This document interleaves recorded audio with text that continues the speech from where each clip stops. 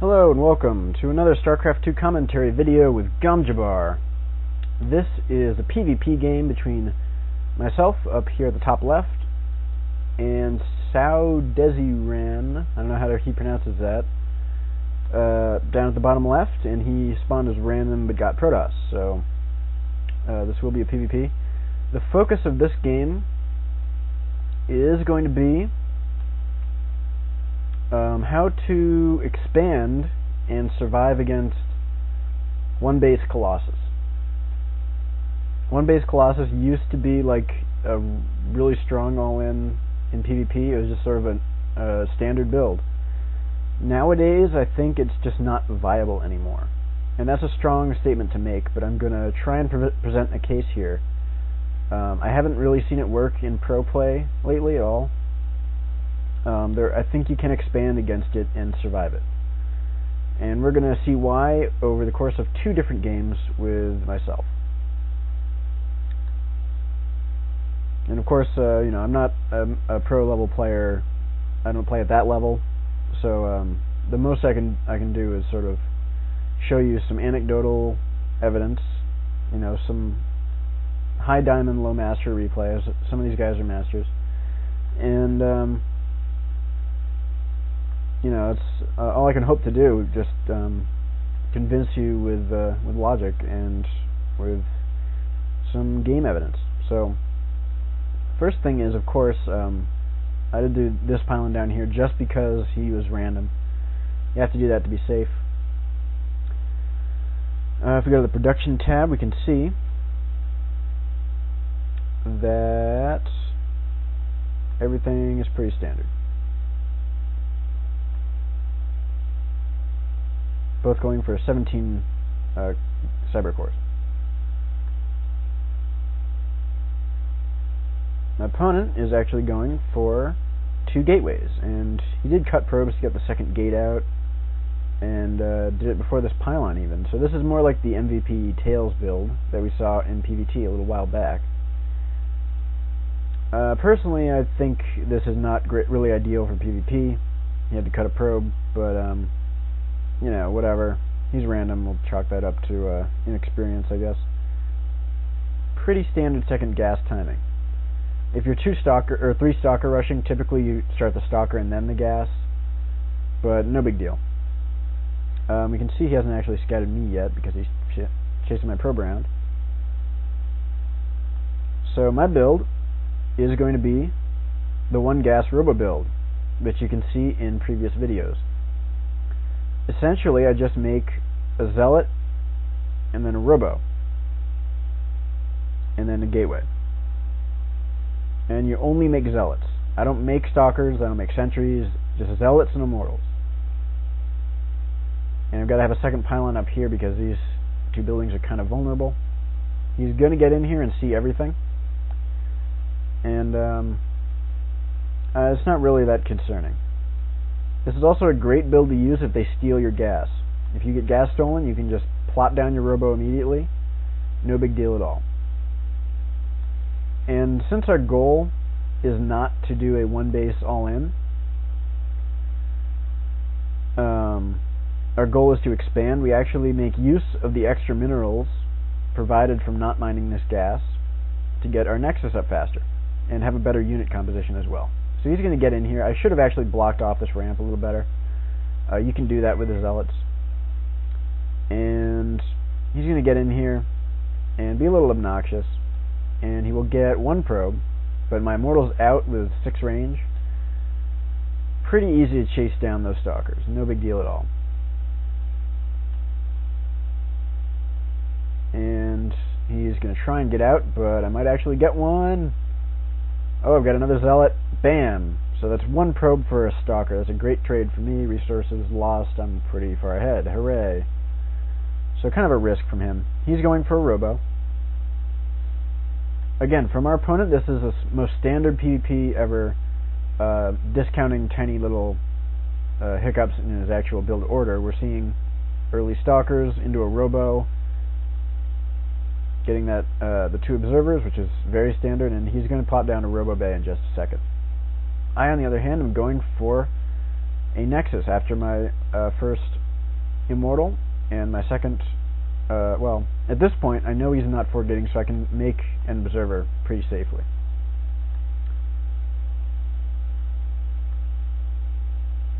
And now I'm going to go back to immortal production. Notice I'm also taking my second gas at this point. I've used those minerals on this nexus.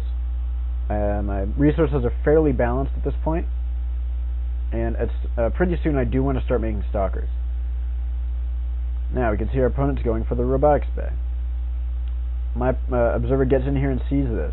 I'm super happy, and I think I've pretty much won the game at this point. Again, this is kind of a strong statement to make, but we're going to note he does not have an expo down. As soon as he sees my expo finished, before his has even started, he has to all in, basically. This is PvP. Any little advantage is huge, and having a nexus done that much farther in advance is quite a big deal. And most Protosses are going to all in you instead of try to expand late, because it just makes sense. They have to try and win the game early, or they'll fall behind. So now I see that with my observer he has very few units up here, so he can't really protect this pylon, and I'm just going to get it. You see my opponent making those colossus. So here's a fundamental weakness with the one-base colossus against a fast expand. You have to attack with no range colossus in order to attack before my econ can kick in, my 2-base economy.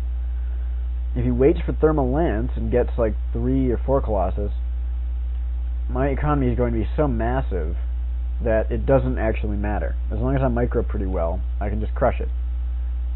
He needs to attack right now, or he just loses. So my response, and he also obviously can't attack with 1 colossus. That's terrible. His army is really tiny. But you can see that my army is just a lot bigger.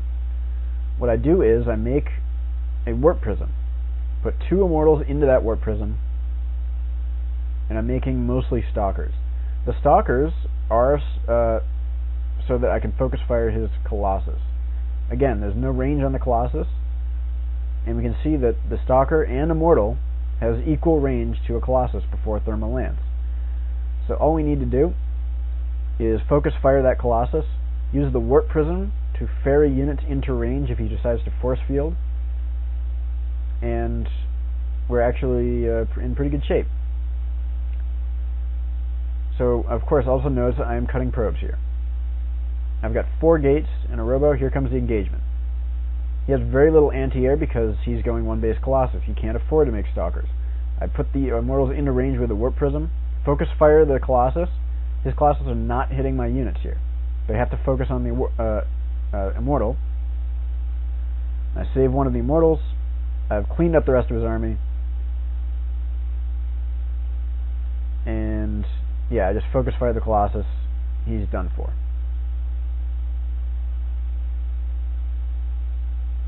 Immortals tank and do extremely large amounts of damage versus colossus, and that's a pretty easy defense. So this is how you defend with 1 gas. Next we're going to look at how you defend with 2 gases, and it's pretty similar, but we're going to see some important differences. Hello and welcome back to the next game in this, I guess, episode of Gamjabar's commentary videos. I don't know what I'm calling those. Anyway, moving on. This is me at the top, just top, I guess, of Shattered Temple, and my opponent is at the bottom, Kim Chol-hoon, and it is another PvP, of course. So we're actually going to see me do a different opening in this game, and take my expand with 2 gases instead of the 1. And we'll see what that means. It means I have more sentries, and my opponent will do 1-base colossus again, and we're going to see how I defend it. It's pretty similar. So let's speed up a little bit through this opening. Not terribly important. We're both doing the same thing. Doing 12 gate, scatter around my base. Very important. My opponent's checking close positions even though those are removed, so that's important to note. If you're playing ladder right now, Close positions on Shattered Temple and Metalopolis are not there. You can't spawn there. Don't check that when you're scouting. So there's my core. So I've been trying to go back to 3 Stalker rushing lately, just to try it out, vary my build up a little bit, because I noticed that the 1-gate robo that I have been doing is very, very weak to 2-gate zealot and proxy gate. This build, I feel, is a lot safer. I get stalkers out about the time that the zealots are entering my base. I can kite them. I can do pretty well. So my opponent is doing, so far, what looks like a 4-gate to me. And I should have saved that probe. I just reacted very slowly. He only has 1 gas. He made a zealot. He's chrono boosting warp gate. He has a lot of chronos saved up on his nexus. I, on the other hand, am making my stalker. I have 2 gates. I'm getting my 2nd gas after I start the stalker. I'm going to chrono warp gate a couple of times, but not that many. And most of my chronos are going to be for stalkers. So we're going to do a quick little run through of the 3 stalker build against 4-gate, which is what he happens to be doing. And he should be chronoing this more. Come on, chrono this. There you go. Very, very good. Early stalkers are checking for pylons. Check common pylon locations, which include this area, back here. And once that's clear, you can actually just sort of advance to the watchtower and use your stalkers for vision. Make sure he can't really progress. So I see him moving up with probe zealot stalker. This is very clearly 4-gate or meant to look like one. You always target fire the probe. If he gets the pylons up, you're in a bit more trouble than you should be. Notice, though, I'm actually terribly supply blocked. This is like horrible if you got the pylons up. But if he didn't, my follow-up is make a sentry, make a robo. The robo comes before the sentry. And then I should make a 3rd gateway up here at some point. So I'm using the stalkers for map control. I'm going to advance right up to his ramp to make sure he can't sneak anything out of there. And my opponent is, transitioning away from this 4-gate. He has to. I'm going to poke up the ramp, get some scouting done. I can actually engage this full on, but he's going to get a force field, and now I'm kind of hopeless. So warp gate's finished. I've got an immortal building. If he happens to, hide a pylon or something, you want to get a quick immortal out. And we're going to see me go ahead and take this expansion right after my immortal's finished. I'm still poking at the front to just scout. I see that he has some units built, so I can assume that he's teching. He has a sentry, which means he got some gas. Got the zealots, which means he is spending gas on other things. So this nexus, as long as it goes up before his, I should feel pretty confident. So here's my 2 observers. Next gateway. You have to make 2 observers in case of DTs. A lot of players will follow up 4-gate with DT, even though it's pretty late.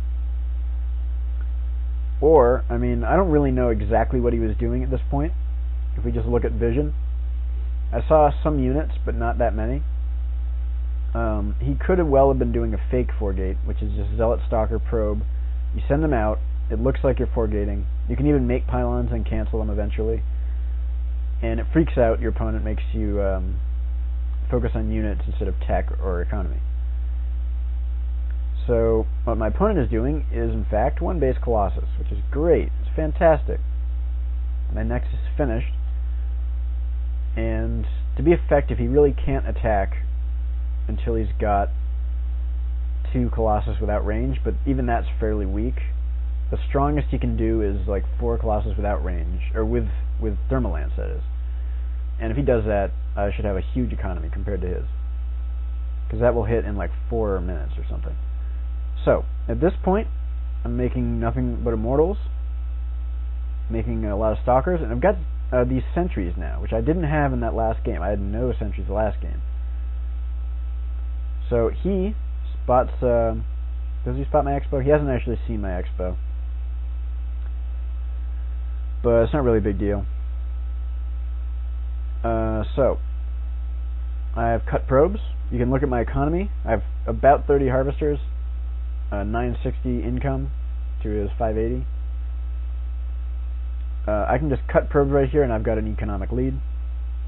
And now I should be devoting all of my chrono boost to making units. So he has 1 colossus so far, with 4 gateways, and he's going to try and rely on this to win.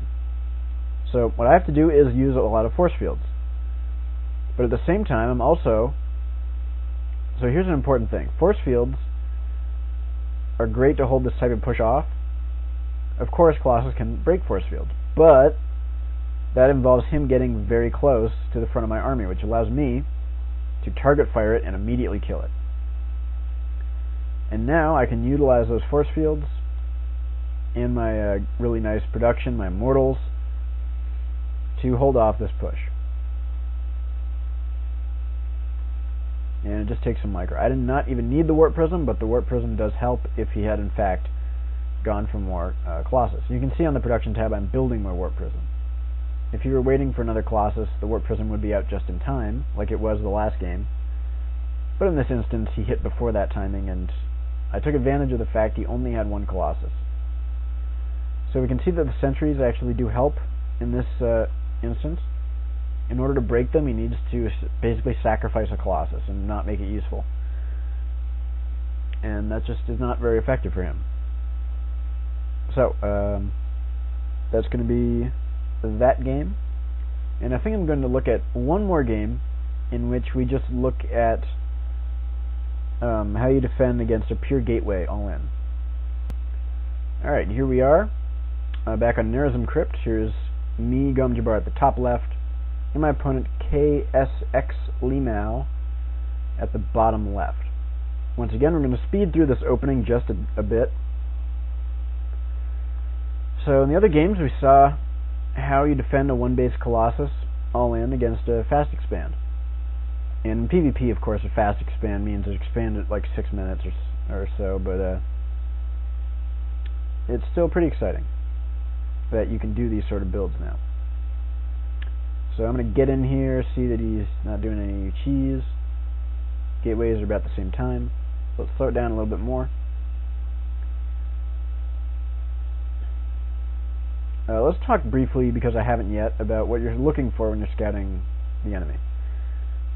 We're obviously checking gas timings. If his gas is like going down right now, that's really early, and that's probably like a DT rush or something. So now is going for Stalker, but no second gate. What this tells me is he wants to do some sort of 1-gate tech. But of course I do have to watch for this assimilator.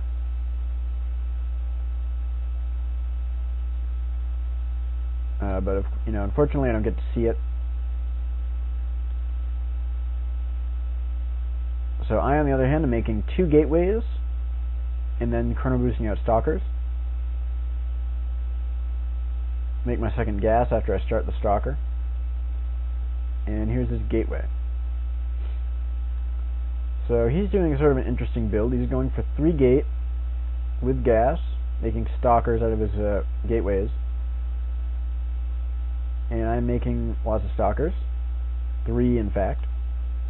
And I'm scouting out for pylons, checking any nearby area for pylons. And then I'm going to grab the watchtowers. I don't want to let him slip anything by me once I make sure that there's no pylons nearby. Now I start the robo. It's over here. Robo, second gate, sentry. There's my sentry. So he's going for a robo now, which is a very safe robo build. He's going for 3 gates and then a robo. Of course, my robo is much faster and also very safe, so I feel like his sort of 3-gate into robo is a bit weak, just as an idea. I'm going to try and get up here. Be very careful you don't get trapped on top of the ramp from a force field and killed. but I see the sentry, I know he's teching, and what that tells me is I can go I can go observer first, which of course saves minerals, and I can put down a nexus immediately. If he does any kind of one base all-in, I should be able to hold. There are some Phoenix all-ins that are really recent developments that are kind of unexplored yet, and this kind of robo expand might die to those. I'm not sure yet, but we're just going to ignore that for now and state that against Colossus all-ins, against Gateway all-ins, and against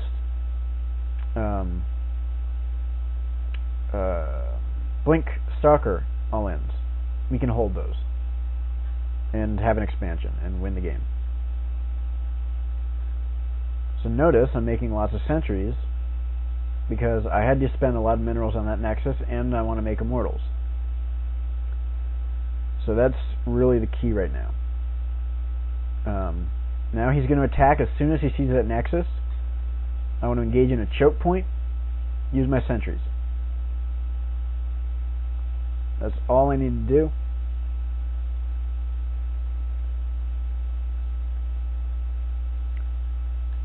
Just micro against the zealots.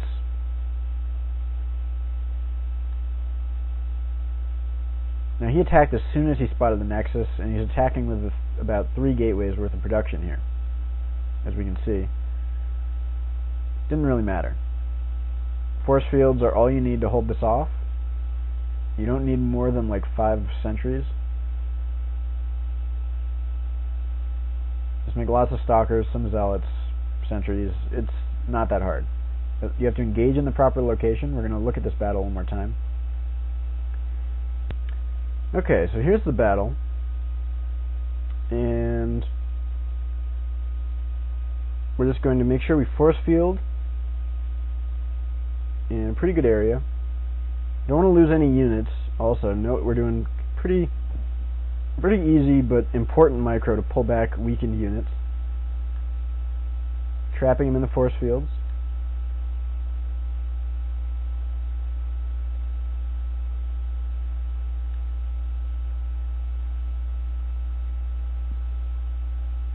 And now we're just going to focus fire the weakened units. Yes, the GG.